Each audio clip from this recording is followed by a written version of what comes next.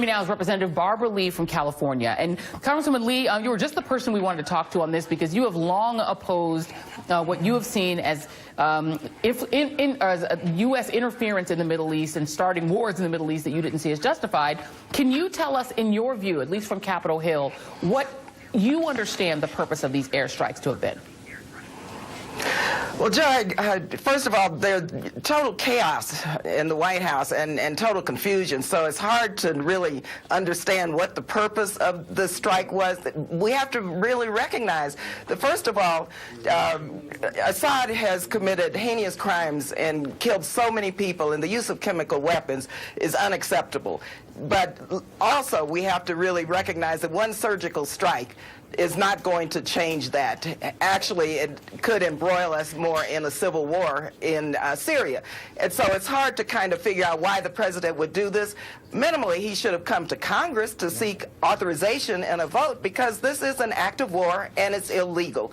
And so for the life of me, you know, people need to really ask the White House what in the world is going on, because we do not need to get embroiled in a civil war, but we have to come together and help figure out a political settlement to this carnage that's taking place in Syria. And you talked about coming to Congress. There were a number of very interesting bedfellows that were made by this strike. Among those who supported what Donald Trump did in Congress, of course, John McCain and Lindsey Graham and Marco Rubio, longtime hawks on this issue, the House Speaker Paul Ryan, and several other members of Congress, including a couple of Democrats, Eliot Engel of New York, and of course Senator Bill Nelson from Florida. So you've seen some sort of change of heart among a lot of really formerly, if you want to call them never Trump or anti-Trump or very Trump-critical politicians. What do you make of the Capitol Hill support, particularly from the neoconservative wing of the Republican Party, for these strikes?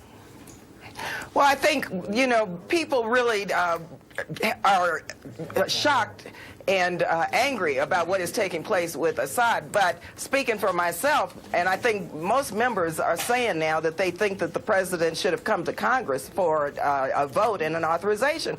We're in recess. The speaker should call us back right away to begin to debate this, because when you listen to the Trump administration, they're talking about more to come. What is this? I say, based on our moral commitment and our humanitarian values, we need to call for a ceasefire right away, and that's why we need to come back to Congress so we can debate and come forth with a comprehensive strategy to begin to stop this carnage and this war that's taking place in Syria. And we have to, of course, talk about the Russian piece of this, because we know that the Assad regime is backed by Russia, by Vladimir Putin's Russia. The reaction from Russia so far to the strike, the New York Times reporting that Russia, in addition to suspending a pact that coordinates air operations over Syria, an accord that was meant to prevent accidental encounters between the two militaries, Russia said that it would bolster Syria's air defense systems and was reported to be planning to send a frigate into the Mediterranean Sea to visit the logistics base in the Syrian port of Tartus. In addition to that, we also have reporting that the air base that was hit may not have been damaged all that much, because Syrian jets are still taking off from there. They're back to taking off, according to Syrian observers. Are you concerned about an escalation with Russia as a result of what you just described as potentially more to come from the administration? I'm very concerned, because this whole issue with Russia is very troubling and it's very dangerous. And I hope this doesn't sidetrack the public from really recognizing we have to have a bipartisan commission to look at all of the activities that Russia has been engaged in terms of undermining our democracy. Yes, you know, Assad and Putin's Russia and Putin, they're very close.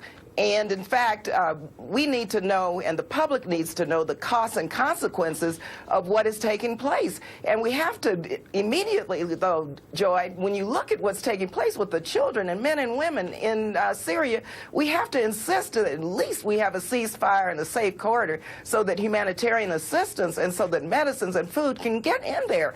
And we have to just stop and put a halt to this warmongering and this march to war, because it is, in fact, very dangerous. And it is, in fact, not going to keep our troops and our country any safer. This was an act of war, and it was illegal what the president did. Congresswoman Barbara Lee, thank you very much for your time. We really appreciate it.